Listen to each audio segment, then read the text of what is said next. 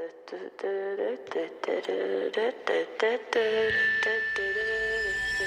legends are told, some turn to dust or to gold, but you will remember me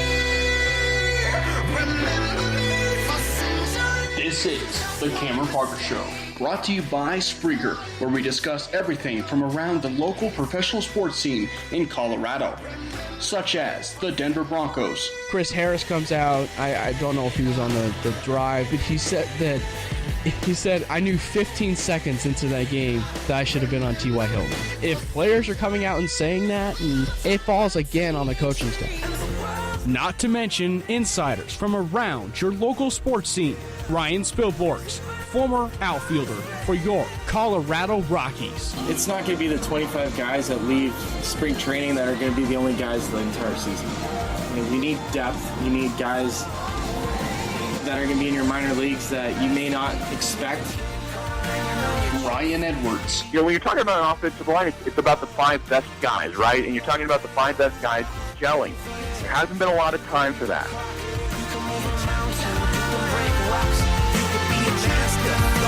It's showtime. Are you ready?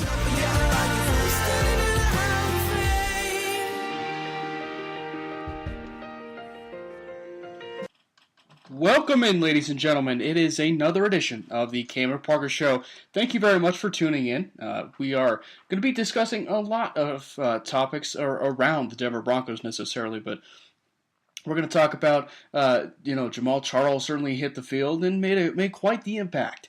Obviously, on the field in his lone preseason game, and that was going to be the expectation, is that he was going to play in that first preseason game. We weren't sure as far as the extent, but we did know that he was going to play for at least a good amount of that for that third preseason game, and he played pretty well. 42 total yards doesn't exactly quantify as filling the stat book, but there's a bunch of other things that he did exceptionally well. And all things considered, you have to be pleased with the effort. Certainly with Jamaal Charles. Obviously, we want to kick off this show by letting you guys know that you guys can follow us over on the Twitter handle Verse. Over on Cameron Parker PO, and obviously the show handle at CP_show. Well, ladies and gentlemen, also forgot to mention also that you guys can like my Facebook page. It is the official Facebook page of myself. Like it, Cameron Parker. It is a picture of me with headphones on. Please like my Facebook page, search through the content, and let me know what you guys think. And I want to make sure that I reiterate it again. Please contribute to the show. We only had one person contribute last week on Thursday. Also want to get out forward to you guys that the Cameron Parker Show will be broadcasting tomorrow on Wednesday. Ladies and gentlemen, and that is because the Denver Broncos have their fourth and final preseason game on Thursday evening. So therefore, there will be no Cameron Parker Show on that Thursday evening because the Cameron Parker Show will be doing it on Wednesday to preview that fourth preseason game, which is very critical for determining the final rosters, determining of paring it down from 90 to 53, which they have decided to change up a little bit this time around, especially for the coaches and especially for the opportunity for coaches to kind of cram it all into one weekend, making it extremely difficult, and there will be difficult decisions for this Denver Broncos team. Like I said last week, we will be discussing many of the Colorado sports not named the Denver Broncos, obviously. But at the end of the day, there will actually be that opportunity where we talk about the Colorado Rockies. And speaking of the Colorado Rockies, they take a 1-0 advantage, as I'm watching in my studio. They are watching, I'm watching the Colorado Rockies, and DJ LeMahieu just hit a solo shot off of Michael Fulmer, the Detroit Tigers ace on their staff.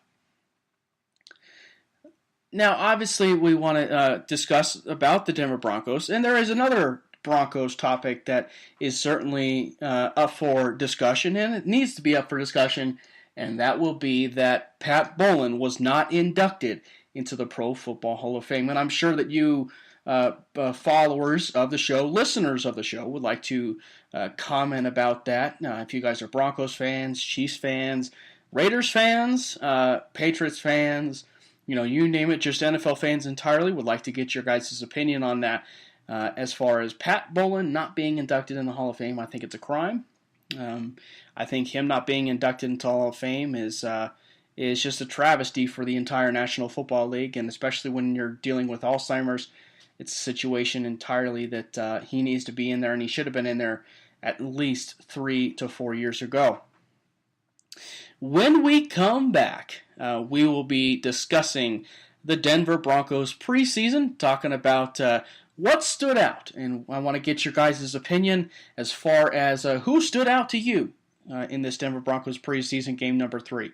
Was it just Jamaal Charles, or was it players along that defensive line or offensive line, maybe even the linebackers or safeties?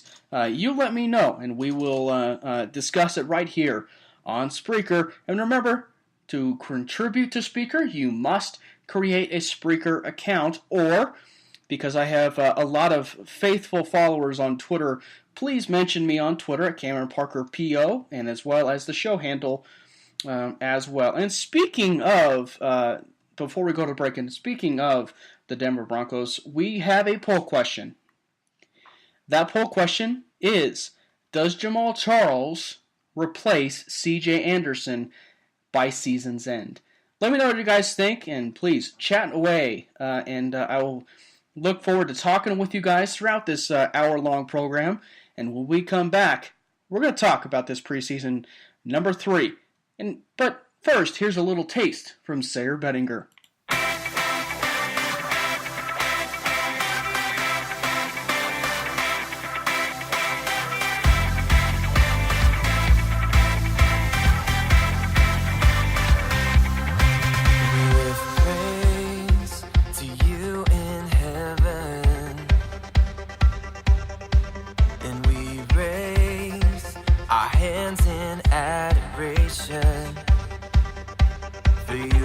God who saves, God who reigns, God forever pouring grace, oh Lord, we need so much more of you.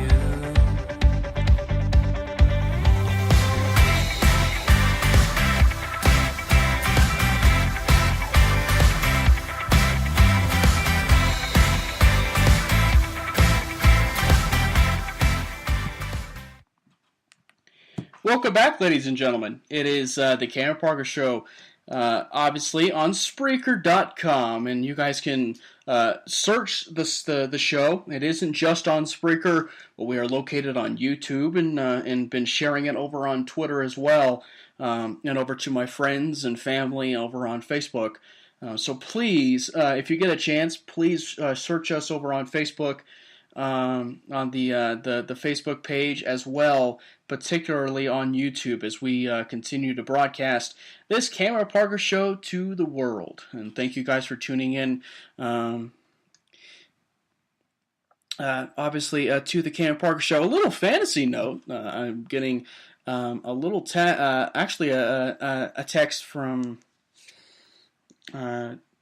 a buddy of mine named Cole Clark, and he was actually asking, so we're going to take a little bit of a break, obviously, from the Denver Broncos, and we will be talking about fantasy, not to maybe spoil a tease here, but obviously we will be talking about the fantasy football segment during the NFL season. I have a little segment, and I had a little bit of a segment in the past on the Cameron Parker Show called the Fantasy Football Focus segment. So we're going to be talking about that obviously in the coming months and during the NFL season. But here's a question, and you guys can chime in over on the chat page. But my buddy Cole was asking for some advice about a trade. And the trade was Todd Gurley to my buddy Cole for Amir Abdullah and Golden Tate. And he asked me if it was a good trade, and I told him, I said it just depends on the Todd Gurley that you're getting, and I think that to me is the right answer, because I know that talent-wise Todd Gurley is one of the better backs in the National Football League, but he's kind of fallen off the past few years, and so it just depends on the type of Todd Gurley that you're going to get. So I think that getting a guy like Todd Gurley could help your football team, but at the same time, you have both guys that are inconsistent with Amir Abdullah and Todd Gurley. Amir Abdullah certainly can't stay healthy. So I actually might consider actually doing the trade simply because Amir Abdullah just cannot stay healthy. And Golden Tate is on the exact same team, so it might actually take away the touches from Amir Abdullah, but I can understand the stand that they're both players for the same team. They can get double points. I understand that. If it was me, I would take the trade. But yeah, I would like to get your guys' feedback about that. I'm gonna message him that I would take the trade. All right, ladies and gentlemen, it is the Denver Broncos preseason. It is preseason number 3. It is also the preseason number 3 where we get the most as far as the starting caliber players, as far as the starting caliber offense, defense, of what we might see heading into the regular season. So thank you guys for tuning in. Obviously, again, like us on Facebook, follow me on Twitter. CP_show is the show handle. And also follow us, me in particular, on Twitter at Cameron Parker PO. Yeah, so in this third preseason game, there was this guy by the name of Jamaal Charles, and he was actually overshadowing the guy at quarterback, and that was Trevor Siemian. And Trevor Siemian did not play well. Trevor Siemian did not play well for a third preseason game and playing significantly into about the second half. But really, he didn't play great. He missed a lot of throws. He threw horrible interceptions. And there were some throws that should have been caught. Emmanuel Sanders' 2 touchdown catches ideally should have been caught. And I'm sure that if you talk to Emmanuel Sanders, he will tell you, I should have caught both those passes. So I think that there is that opportunity for Trevor Siemian to grow. I put out the point for Trevor Siemian, and you guys heard me talk about it on last Thursday. But every player ultimately has a ceiling. Every player ultimately has a ceiling. It's just a matter of the consistency and the drive and the effort and the practice to actually reach that ceiling. And the problem is with a guy like Trevor Siemian, it's that case now where you're going to get a guy who you're just going to get what you're going to get from him, which ultimately is an Alex Smith or is a Kyle Orton, a guy that's just going to do enough for you, but not actually take you to where you want to be. I think he certainly deserves plenty of credit for the way he played last year, considering it was the first season. But he needs to take them over the hump. And I asked one of the guys that is one of my insiders. I actually asked him. I said, "Do you know if Trevor Siemian is going to end up starting for a full season and actually keep his job for a full season?" And he said, "No, I actually don't." And I'm kind of in that same boat as well, because of the fact that there's that chance that there is that chance that the Trevor Siemian is just not going to continue to take you over the hump. He throws a really pretty ball. That's a back shoulder throw, which is incredibly impressive. And I think that the one thing for me, like I was saying last week, is there's just something about him that I really like, and I don't know exactly what it is. I don't exactly know what the I can't exactly put my finger on it, but again, that's kind of going towards who he is, the kind of player that he is, and the quarterback that he is. You're just going to get enough. And with Trevor Siemian, he's got to do more in order for them to win ball games. You know, the Denver Broncos winning the Super Bowl from a Peyton Manning that was starting to decline a little bit in his career. You know, he was still capable of making the decisions and moving the ball down the field and put them in scoring position. Trevor Siemian has to make that spot and actually make the case of actually moving his troops down the field to really put themselves into scoring position. He has to prove that he can convert on third down. He can limit the amount of turnovers and very costly turnovers in your own on your own part of the field. He has to find a way to where he can really limit the damage if need be. So I think that there is the opportunity for Trevor Siemian to get better. We just need to see it, and he needs to show it consistently on a daily basis, or should I say consistently on a game-by-game basis. So the interesting one, certainly going on with this preseason, was Jamaal Charles. Jamaal Charles looked awfully impressive. Once he had the ball in his hand, he wanted to do work. He wanted to do the work, and he wanted to be the guy that can shoulder the load, shoulder that opportunity to prove that he is very capable of being a back that maybe potentially is not going to be in a backup role. That maybe there is that chance that Jamaal Charles will find his roots again and become starter for the Denver Broncos. And I think that that's why I mentioned what I did about the poll question, because there is that chance. I think that there is that chance that Jamaal Charles might actually overtake C.J. Anderson. And here's why. People might actually look at that and they might actually say, well, you're kind of crazy for considering that, Jamaal Charles might actually overtake C.J. Anderson. Look, I've been on record. I actually think that C.J. Anderson's a tremendous player. The issue that I have with C.J. Anderson is I feel like he's too soft at times. And I was talking to the friends that I write with over at Predominantly Orange during the third preseason game that he has to stop that. He has to stop after the first series or second series. He has to stop the first or second carry, and all of a sudden he's down to the ground. He has to stop that, because I realize you want to get your feet wet. You want to get your feet wet as a player. You want to do everything that you can, certainly to re-impress the coaches. But C.J. Anderson has to alleviate any sort of pressure that's on him and play guns out blazing,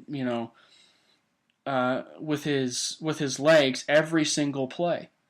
So he has to prove that he is going to run like a bowling ball, which is one of his favorite hobbies. He has to run like that in order for him to be successful this year. I think that he's incredibly healthy, but I think that there has to be that chance where he puts his foot in the ground, figuratively, and says, no more. There will be no more. I'm down on the ground, one play, C.J. Anderson, and I got to go to the bench. And that kind of goes back to the weight that he's been in, because when he's been in that particular spot of being overweight, it it puts C.J. Anderson in a spot that's just not a good situation to be in. And from what I've heard and what I was talking about on Thursday is that it feels like the Denver Broncos are really doing all they can to push every ounce of C.J. Anderson to be the type of player they at least think he can be. And I think that's why they signed a guy like a Jamaal Charles and maybe even drafted a guy like a D'Angelo Henderson. Because I can tell you right now, and I haven't heard any sort of insider or any person actually speculate this, but I can almost guarantee you that Brock Olivo did anything possible to recruit D'Angelo Henderson to the Broncos. Reason why I say that is because Brock Olivo was his coach at Coastal Carolina for a period. He understood who D'Angelo Henderson was. He could see his ceiling. He could see the potential that he could become. And so getting a guy like a D'Angelo Henderson might actually force a guy like C.J. Anderson potentially maybe out the door. I think the future of the back is Devontae Booker and D'Angelo Henderson. Both are very unique players. As we had a play at the plate as Desmond was out. But yeah, so I think that he has to prove, talking about CJ, he has to prove that he can do this for a full season, which in turn it goes to everything that Denver Broncos fans have been accustomed to saying about CJ. He has to do it for a full season. And that is why when you look at his stats, at least historically, when he's come back healthy and when the back's been up against the wall, he's played exceptionally well. You know, in the times it was back-to-back seasons, there might have not been a back better in the second half of the season like C.J. Anderson. So for him to have the opportunity to play and finally prove that he is a tough, physical bowling ball type runner, he did that. But there's that point where he has to do it for a full season, and because I feel like the Denver Broncos are, I don't know if they are one play, but I feel like they are one season away from cutting ties with C.J. Anderson. I just get that sense. And I just get that sense that they feel that once they drafted a Devontae Booker, once they drafted a D'Angelo Henderson, I think that there is a sense that the Denver Broncos want to cut C.J. Anderson at some point because I think that they're frustrated with him. Matt Paradis. Matt Paradis would be another takeaway. Matt Paradis looked really, really good. He looked like he was in some of the best shape of his career. He was able to move. He was able to pancake a guy. I believe it was Nick Perry or one of the Joe Ryan, the linebacker for Green Bay. You know, he was able to actually hit and create a hole, certainly for Jamaal Charles on that great run. So it wasn't just Charles that had that great run, but it was also Matt Paradis who cleaned the way, as was Ronald Leary.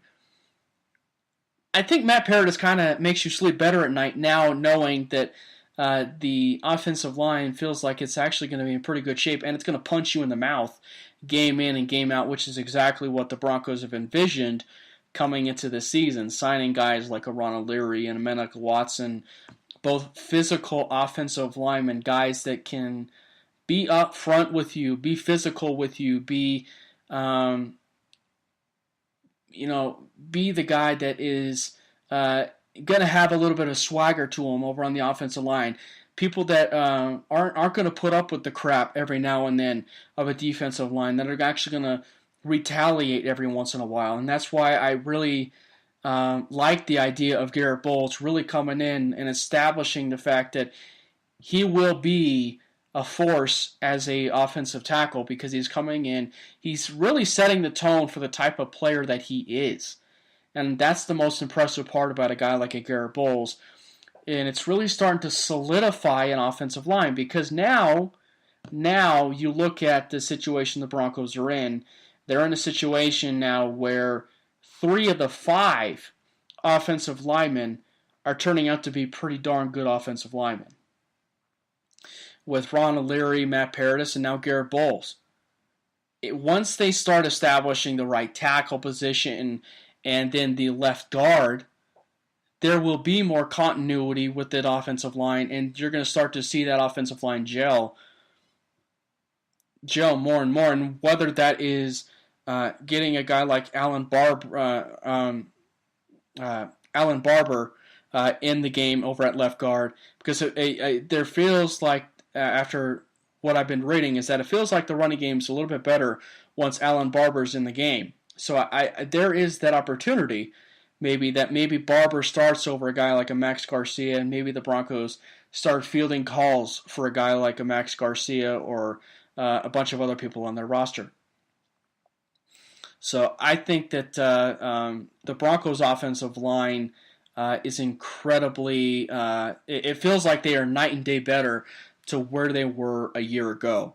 There's still work to be done over at right tackle, but it all depends on the play of Menelik Watson, certainly, and obviously the restructuring of the contract of Donald Stevenson obviously is a little bit of a head scratcher, but it is that point certainly with the Broncos that maybe they feel comfortable with a guy like Donald Stevenson versus a Tyson Brylo. Which what should that tell you?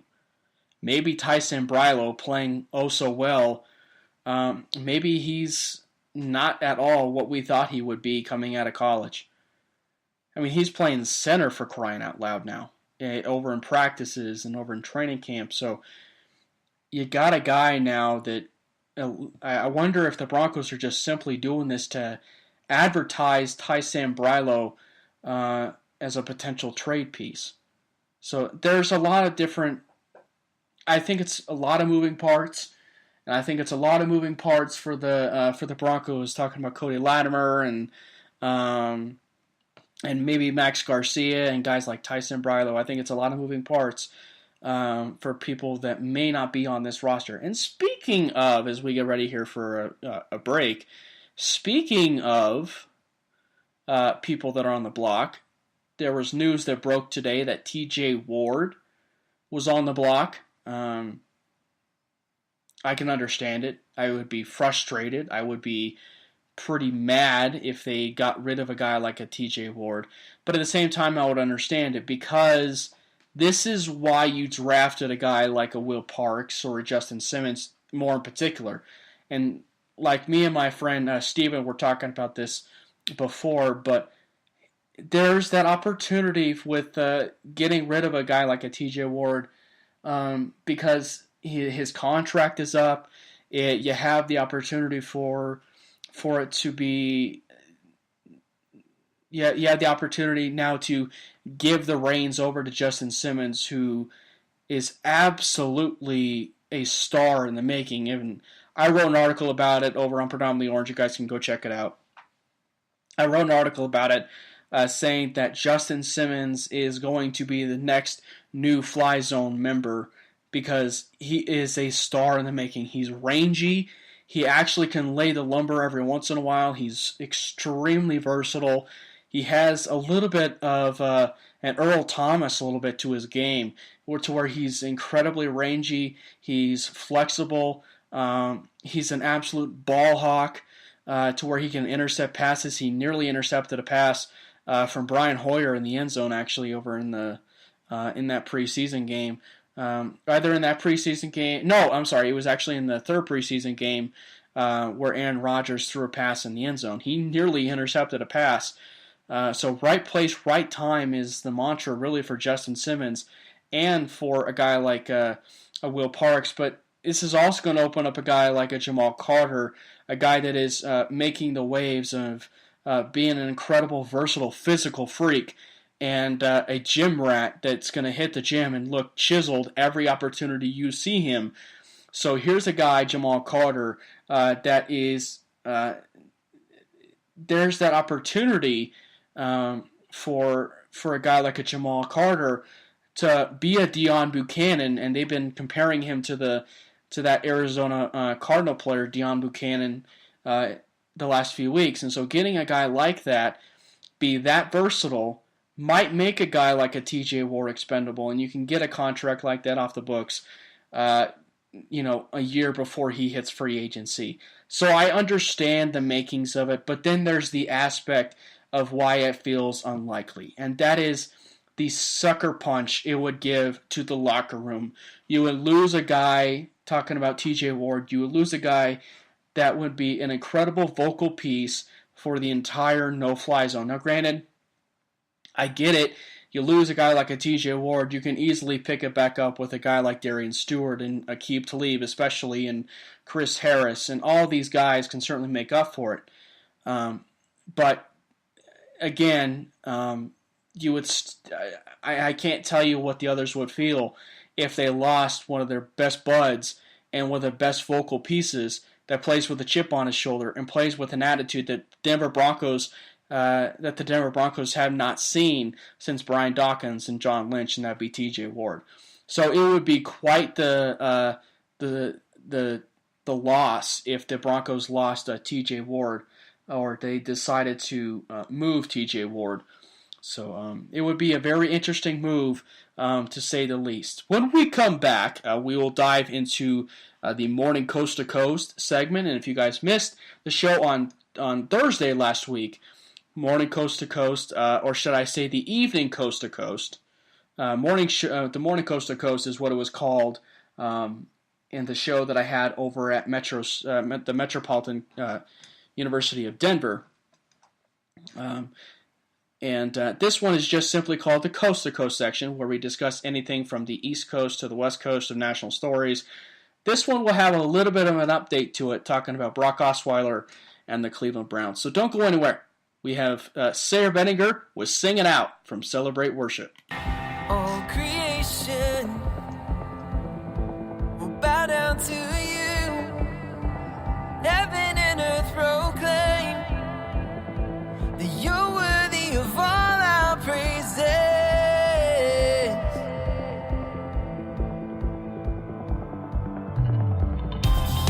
So we'll shout it out. God is awesome, and with everything, ever we will sing. Every day I'll give you praise, never holding back, 'cause I'm free. All I am is all you are, and I'm running after you, so sing it out. Welcome back, ladies and gentlemen. It is the Cameron Parker Show, the Coast to Coast section, and we'll be discussing everything from the East Coast to the West Coast, like I teased before the break. And I teased a little bit of an update, talking about Brock Osweiler and the Cleveland Browns. Well, it will not be the Cleveland Browns starting Brock Osweiler. Shocker! But the Denver Broncos, I'm sure, are laughing about it. But the Cleveland Browns decided to hand the reins over to DeShone Kizer. DeShone Kizer, the quarterback from Notre Dame, had a great arm, great release. He's incredibly accurate at times.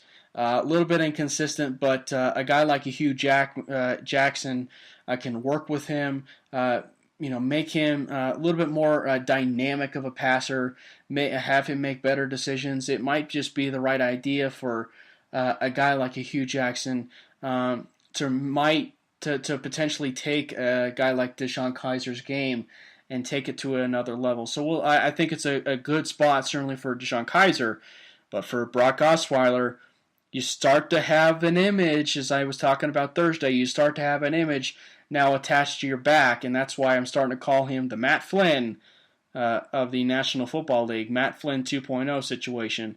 And I think that for a guy talking about, Matt Flynn, you have to have certainly that sigh of relief knowing that Brock Osweiler now is going to be the new focal point, a new laughing stock, if you will. I hate to use that term, but the new laughing stock for people when they're talking about a contract, and for people that have less than maybe 8 games under their belt and get a contract, a huge contract for that matter. So now there is a story that I wanted to get to as we move into our next one. And it is about Art Briles. I don't know if you guys have been following the Baylor situation. But the Baylor Bears went through a scandal. Let's see if I can find it.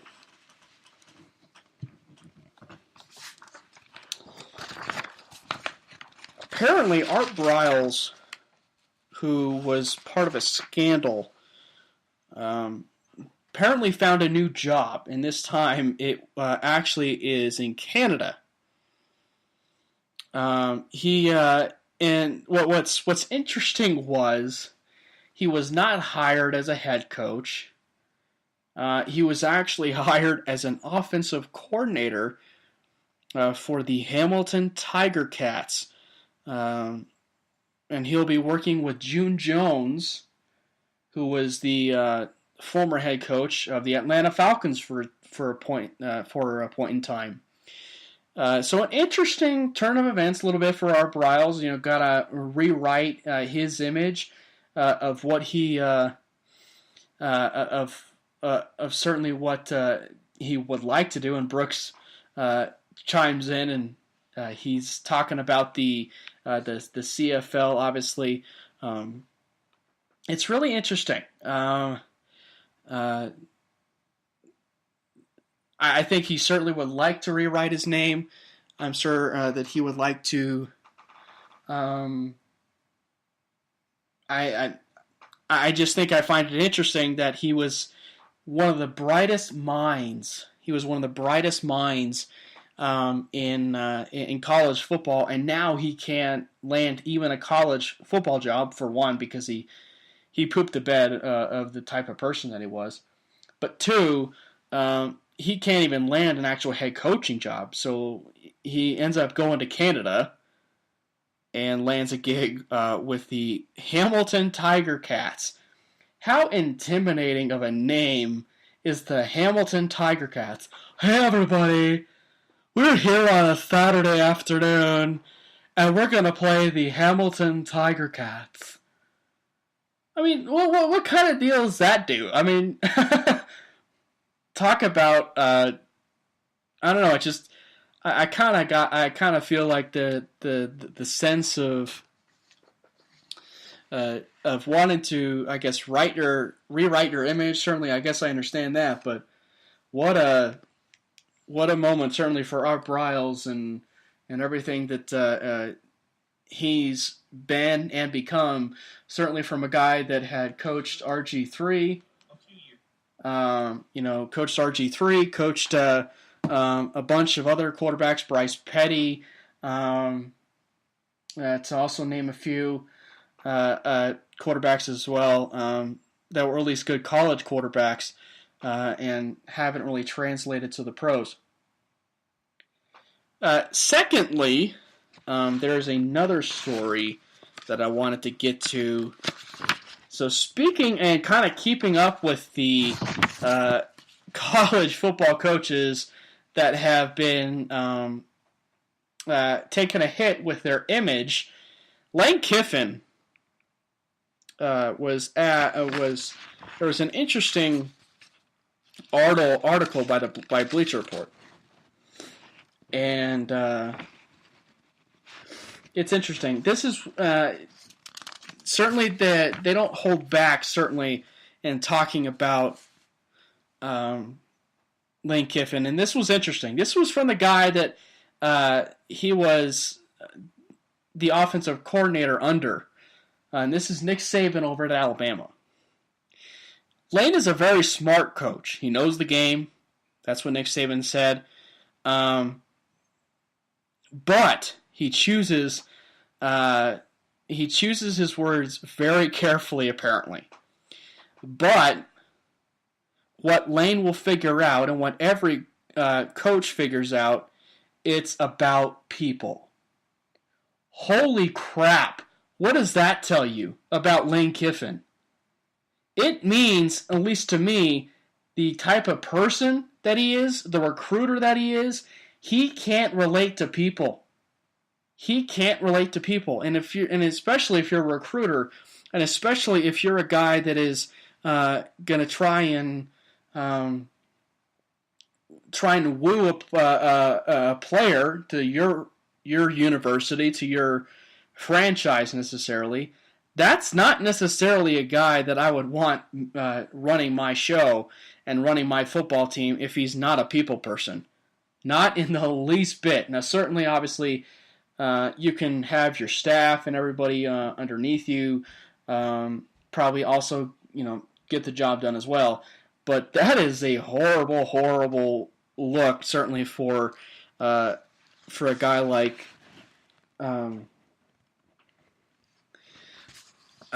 for a guy like Lane Kiffin. Here's another one.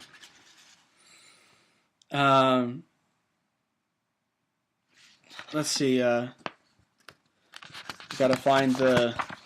There's just a lot of papers here. So it was over on. So here we go. I'll just read it for you. A source close to the situation said that Saban told Kiffin after the semifinal at the win over Washington that they would publicly agree serving two masters, Alabama and FAU. It wasn't going to work, and Kiffin would leave before the biggest game of the season, the national championship rematch with Clemson, to focus solely on his new job. Obviously, so it ended up going south, obviously. He went on national radio on Mike and Mike and said that this was a decision that I came up with, and it's very difficult to do. This was not something that Nick Saban forced me to do by any means. Excuse me. If I wanted to coach the game, I would have coached the game. Excuse me. Nick was sick of all that nonsense, and that wasn't even the half of it. So interesting that the type of person that Nick Saban was, and the guy that Lane Kiffin was, that you could start to get the sense that it just never was going to mesh well. So kind of an interesting, I guess, diatribe, and also kind of feeling of maybe what the image might be for Lane Kiffin nowadays, which isn't surprising. Also continuing the college football train as Brooks is chiming in and talking some college football. College football returns this week. What are you guys looking out for? New coaches and new homes.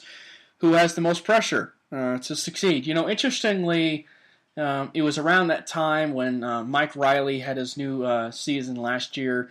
Jim Harbaugh was starting to become a new head coach over at the Big Ten. Jim Harbaugh was probably thrust into probably the best case scenario, because he's a Michigan man. So I think that what would be interesting, and I think for me, as far as like the yes, Brooks, we know we know you'll be at the Michigan-Florida matchup. But I think the thing that's incredibly interesting for me, as far as the guys that are new coaches, I think that there's one coach that is primed to succeed, but is also under the most pressure, and that would be Tom Herman, the new coach at Texas. Tom Herman was basically promoted. He was promoted in-state, and he was promoted to be a part of arguably one of the richest football programs in college football. And for him to prove, in the time when he was at Houston, to prove that he's an offensive mind that is going to ideally be maybe a good enough staple for Texas to reestablish the recruits, reestablish the identity of Texas again. It's just a really good case scenario for a guy like Tom Herman, but at the same time, there's going to be a lot of pressure on him. I mean, look at Charlie Strong. He came from, I believe it was Louisville or some college like that, and he could never thrive in Texas because of the amount of pressure that he would be in. Now you get a guy like Tom Herman, and he's coming from Houston, and Houston was on the map, at least in the 2 years that he was there. So he's coming from the opportunity to grow Texas nationally.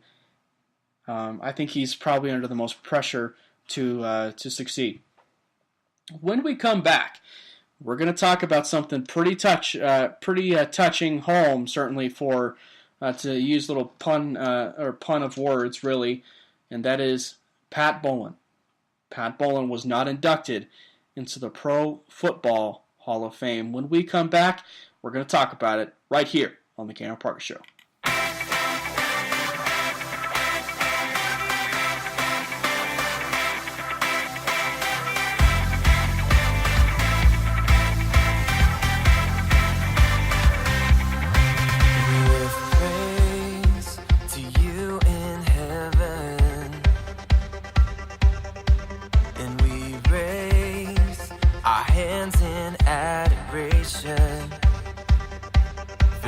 are the God who saves, God who reigns, God forever pouring grace, oh Lord.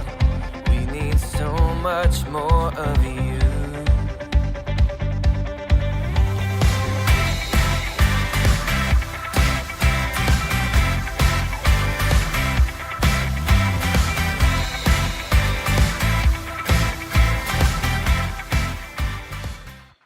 Welcome back. We are talking about Pat Bowlen. Pat Bowlen was not inducted into the Pro Football Hall of Fame for Bobby Beathard. You know, and you pull up, obviously, the topic of Pat Bowlen. It's gonna tug the heartstrings of Bronco fans everywhere. So if Bronco fans are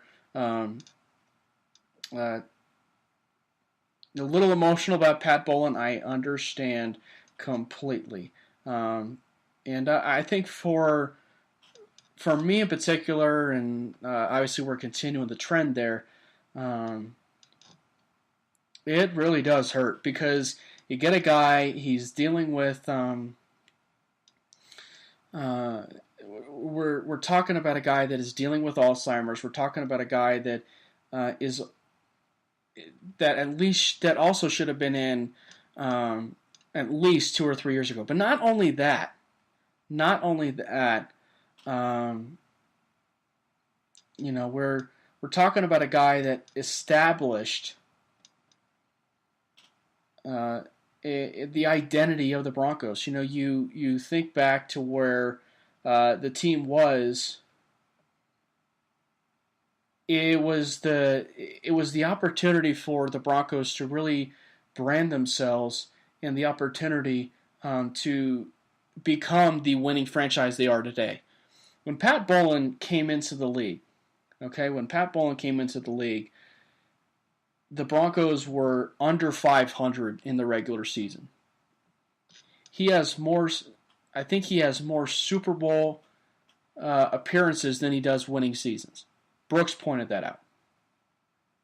It's the and I don't understand why when you think about the whole diatribe and the whole thinking that that there just was never a chance for Pat Bowlen to make it. It's a lie.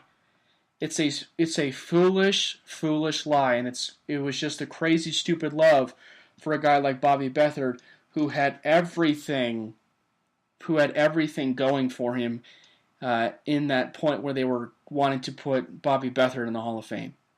I mean, the guy that was probably one of his biggest supporters, Charlie Casserly, was in the freaking building recruiting the guy. I mean, if that isn't in the least bit an ounce of bias, I mean, you gotta be kidding me.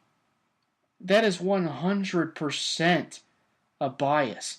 And so for anybody that thinks otherwise, they're fooling themselves, because it's the I just think that it's extremely frustrating to see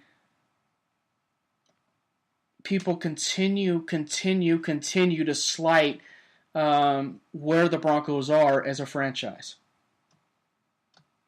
And it's frustrating from the standpoint that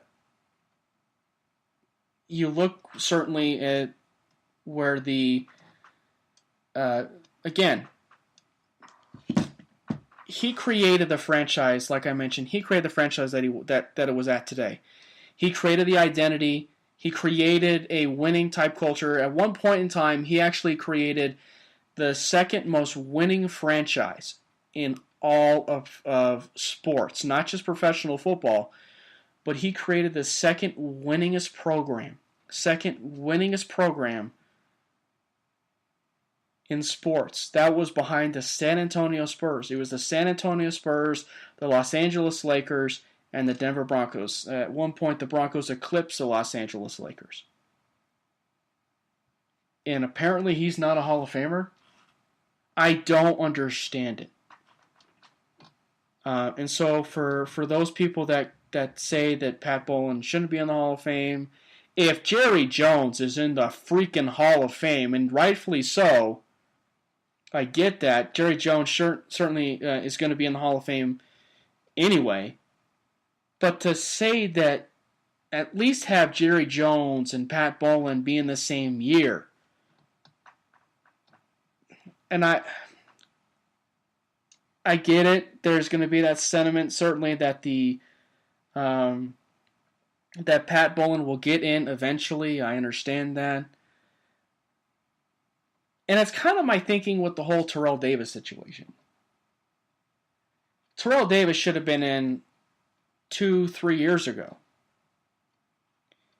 Pat Bowlen should have been in 2-3 years ago. So I just think that there is this sense, that the Broncos just are slighted in some sort of way, and I think that there is a bias, certainly. And when you have contributors wanting to slight things a certain way, it tilts towards a bias, and you can't tell me that there wasn't an ounce of bias in everything that we saw unfold with Pat Bowlen not making the Hall of Fame. It is incredibly frustrating, and it's frustrating from the standpoint that you think about, again, why Pat Bowlen wasn't in the Hall of Fame. And it's just frustrating. So, I don't know. It's just it's just frustrating. The Broncos are 313, 317, and 197 or something like that under Pat Bowlen in his era. I mean, think about it. There's also the record that states that Pat Bowlen, I think of the local home field advantage in professional sports, the Broncos have the best home field advantage of any home team in Colorado. That's attributing to a lot of different things, okay? That's attributing to, one, being a Broncos town, probably first and foremost. And two, when they have the opportunity, I just think that there is that opportunity for Broncos fans to obviously go to games, but again, it's just the Broncos certainly, there is that point where everything for the Broncos, it's there. It is a Broncos town. It was established from Pat Bowlen. It trickled down after that. The John Elway. to Bobby Brister, to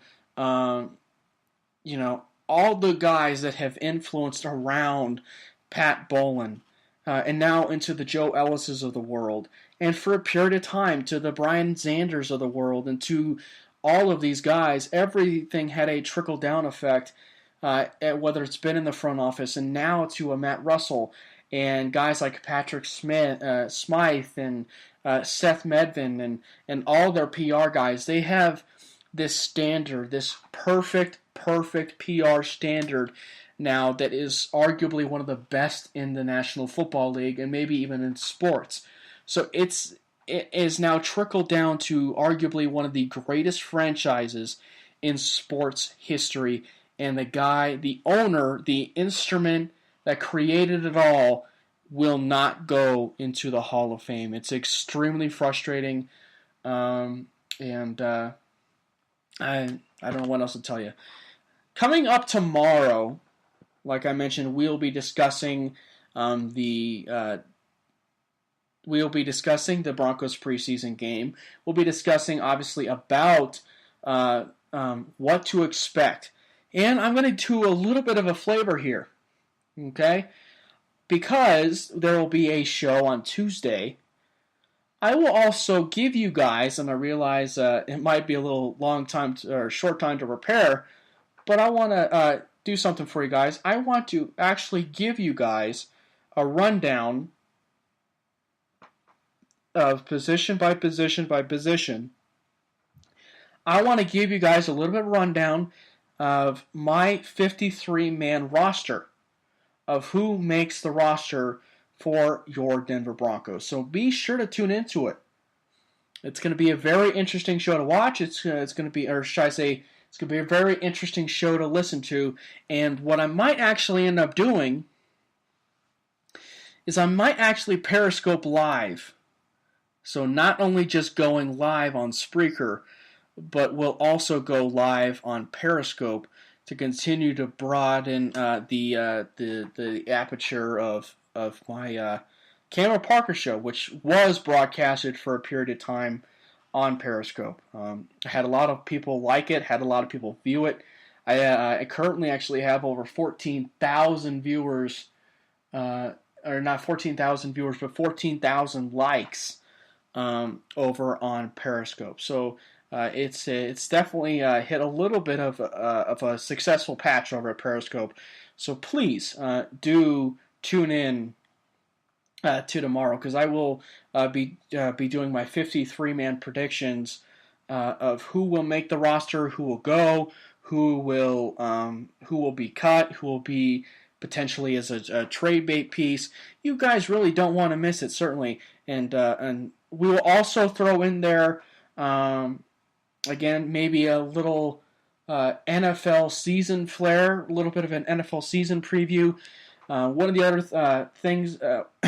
other outlooks to look forward to is I'm planning to try and schedule something with a fellow writer over at Predominantly Orange, who's a really good friend of mine. I went to school with him at Metropolitan State University of Denver, and I want to see if I can schedule something with him to maybe where he and I can actually do a show.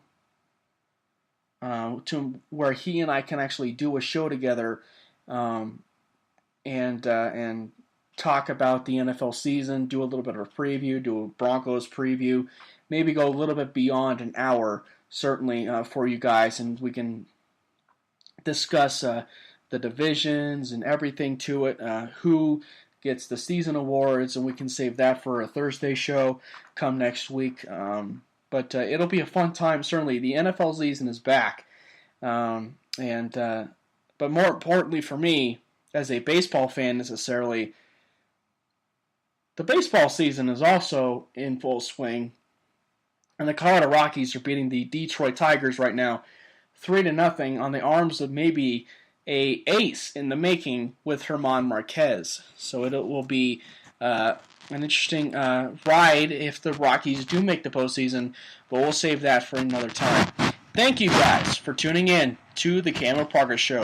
I will ride you guys out with Sarah Bettinger, the editor over Predominantly Orange and singer of Celebrate Worship.